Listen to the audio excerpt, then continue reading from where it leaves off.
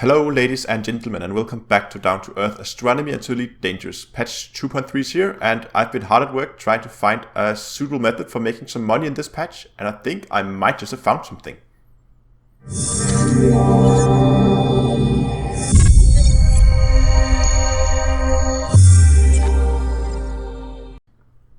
So before we begin, I just want to make some quick comments on the state of the Massacre missions, the Skimmer missions, and the Surface Scanner missions. Now, since 2.3, you can only stack up to 3 missions. That is at least the way it's intended to. As you can see here, though, some people have been able to, at some occasions, stack up to 6 missions. I think that might be because the system was in 2 different states at the time, so there were both some local factions in Boom and some in Civil War, and both of those states offers the mission. That might be why. I'm not sure about that, and it looks like it has been fixed. At least I have not been able to stack up to 6 missions anymore. But also, because you can now only stack up to 3 missions, the payment has been increased. And it seems that your exploration rank now greatly affects the payout you're going to get for those type of missions. So for instance, if you're like me, I am currently, my exploration rank is Ranger, and I'll see missions rank ranging from 1 to 1.2 million at the highest. But other people who are elite explorer, as you can see here, they will have missions all the way up to over 2 million credits per mission. So if you are an elite in exploration, this might still be a very, very suitable way, because if you can stack 3 missions for 2 million apiece, and you could make a run in, let's say, around about 10 minutes, you can, that's 36 millions per hour. And if you don't know about how this Surface Scanner mission work, click the more info icon up here, and that will take you back to an older video where I showcased that method. But again, if you're not an elite explorer, there is another way that you can make a decent amount of credits. And actually we have to stay in Quince for this. So when we were doing the scanner missions, you might remember that we were over here at Miller's Port. We are still the same system, Quince. But now we moved over to the Jeffries High station.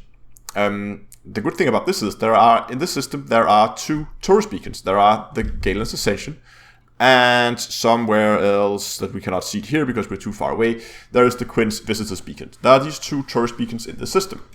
And this station will actually offer a significant amount of tourist missions.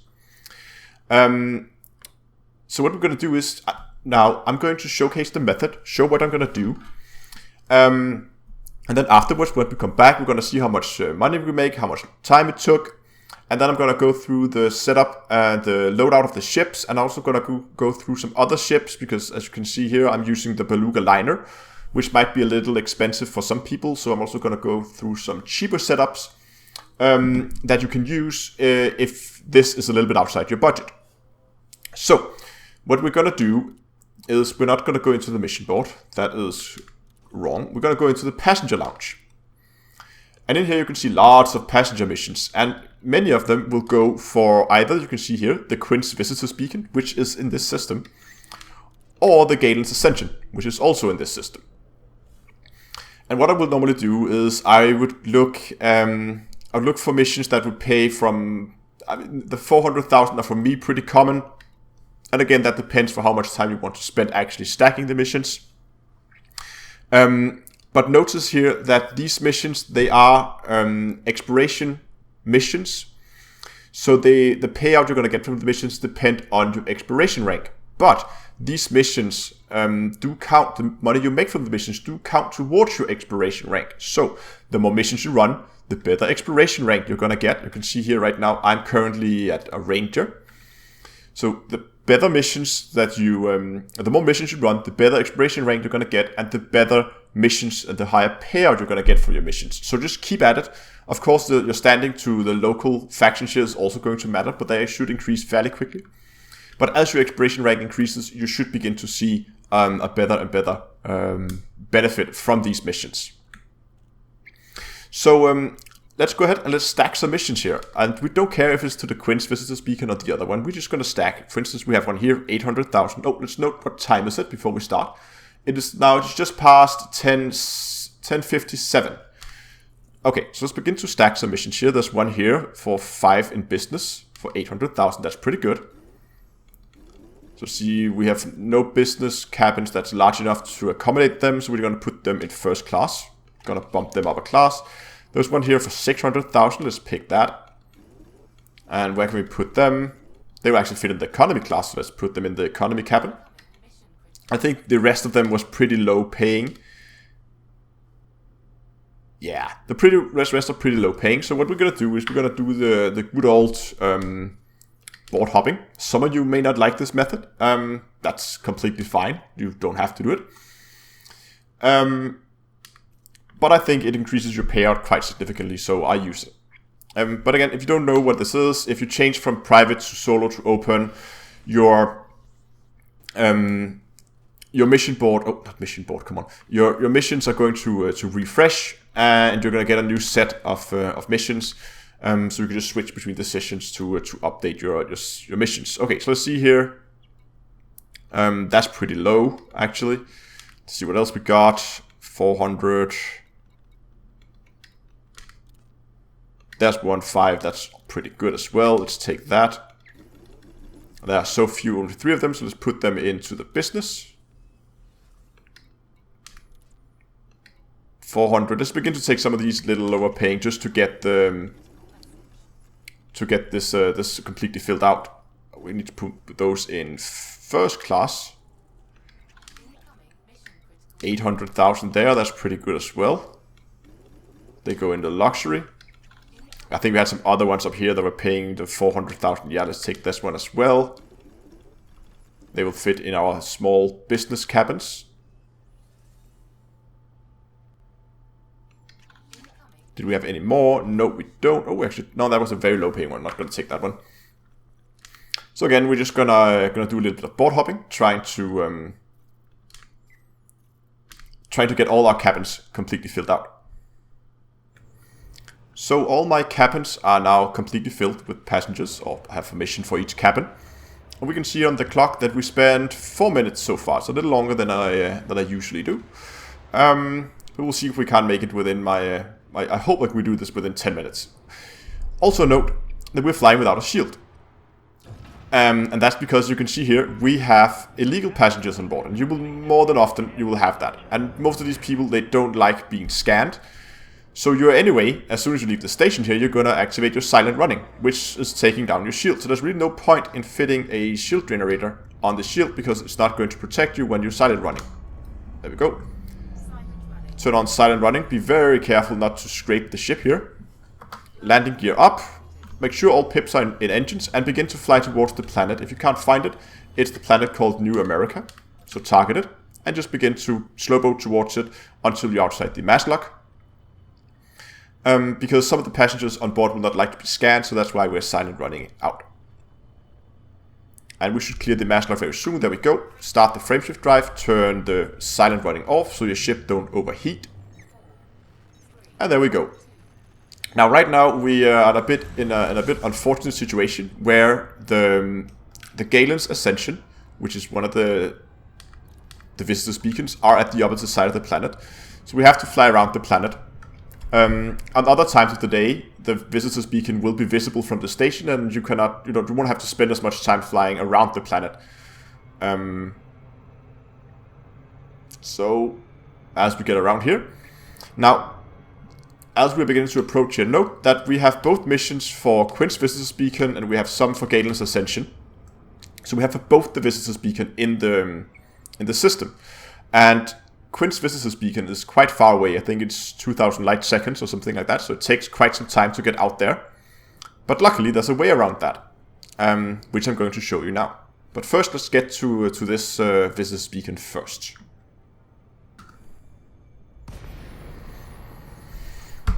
Here we are. We landed at the first location, and we're going to begin to scan the beacon as you do. We're just going to wait for it to complete. And there we go. As soon as that complete, turn on your frameshift drive and get the hell out of here. And as soon as we get into get into hyperspace. There we go. You will note that all the missions have been completed. Even the ones going to the Quince visitor's beacon are now completed. So it doesn't matter which beacon you scan, you will complete all the missions in that system.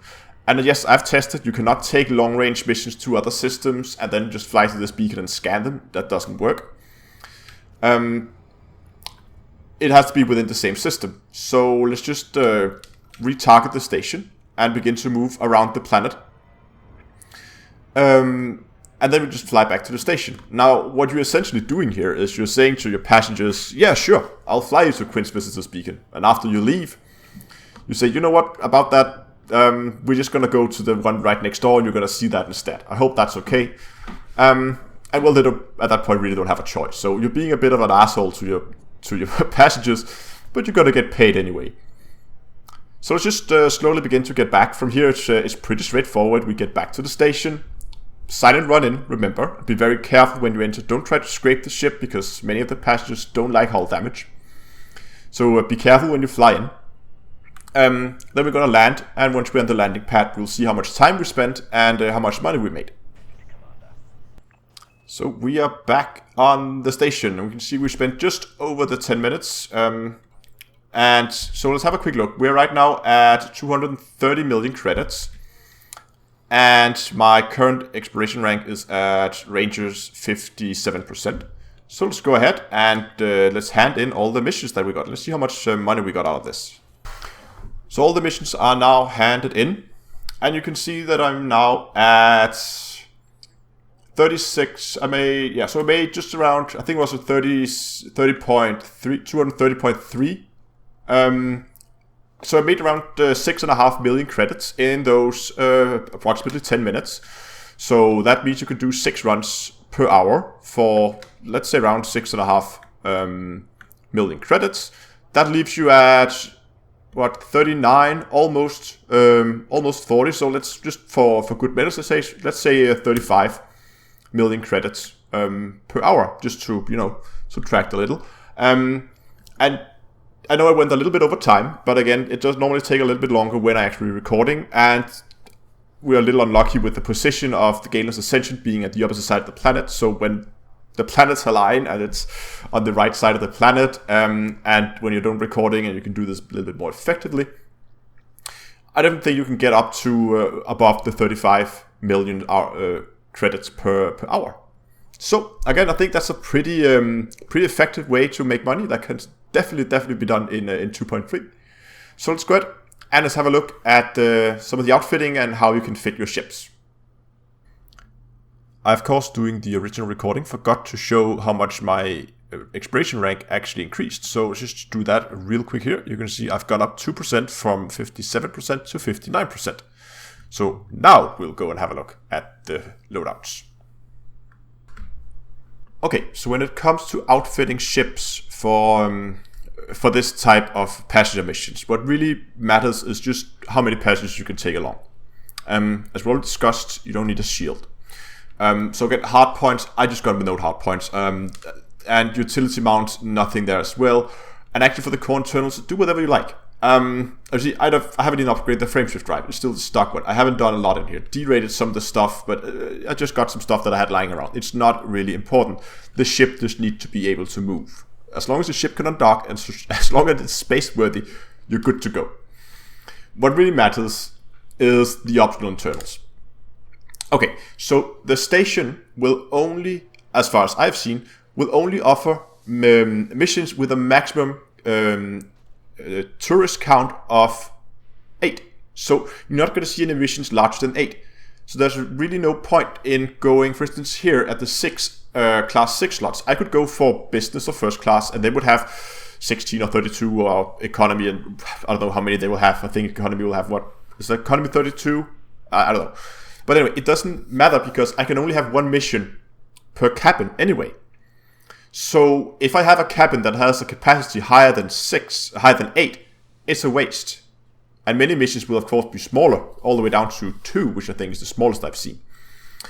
So therefore, all the class 6 here, we're gonna go for luxury cabins because they can hold 8, and we can always take. So let's say we have just one luxury cabin left, and we get a mission with 6 or 8 economy. We just bump them up, put them in luxury cabins. It doesn't matter. So if you fit anything with a crew count or cabin capacity higher than 8, you're wasting your slot. So that's why I got luxury. And then of course for the 5, I've gone first class. They can only hold 6, but that's okay because not all missions will have 6 passengers, so that's okay as well. And then some economy class down here with 8, just so we have that low one in case we get some of those. And in the 3, I've gone class 3 slots. I've gone with business class because that was pretty much the only thing that was available to me. You could go for the economy class here as well. So the 3E, I think it is, that can hold 4. It's a bit, if you're counting on getting more economy classes and having a slightly larger cabin than business class, you could both have economy and business in there. So, but anyway, that's the load I've gone with, as you can see here. And then of course it's very important that you have a cargo rack because some missions will give you cargo as a reward. And you need to have a cargo to actually be able to even accept those. So you need to have a minimum of 4 tons of cargo space. I had a class 3 slot left, so I just fitted one with 8 just to have that little bit extra. And that's pretty much the loadout. Again, we don't need shields, so just as many luxury cabins as possible. But let's go over some cheaper ships in case that the beluga liner is a little bit out your price range. So here we have a Cobra Mark 3, again a very cheap ship that most players should be able to get their hands on pretty early on. The reason why this ship is pretty good is because it has a lot of internal compartments, so you can fit a lot of cabins in there.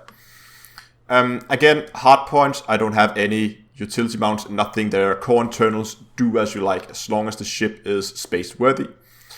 For the optional internals, I've gone with 2 business cabins that can hold up to 6 passengers. And a single economy. You can change the single economy out, or one of the business out for another economy. That's really whatever you feel like.